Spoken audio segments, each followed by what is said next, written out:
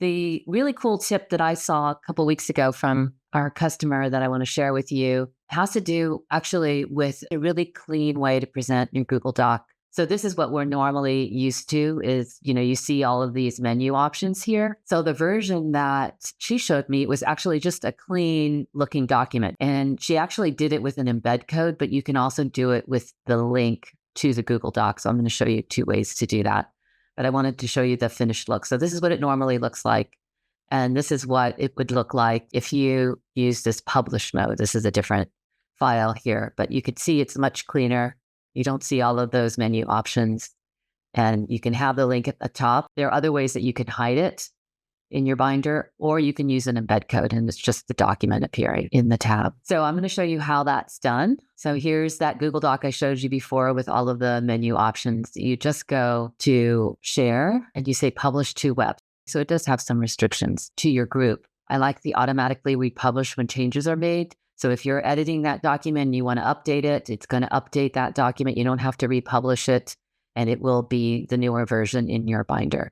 So let's go ahead and do the link version. I'm going to publish this one, and I'm going to copy the URL, and I'm going to go to our binder here, click the edit button because I'm in that binder, and I'm going to do another published version here, and you just obviously insert it in the URL box. And you have this cleaner looking document. So we can go ahead and hit the play view. I will go to the Google Drive. So here's that version there. And this is the published version of it without all of that menu options at the top. All right. So if you want to remove this URL, there is a way to do that. You have to be a subscriber and you want to go to settings, layout, and you choose the hide the URL option. You can see preview here. You want to see it that way.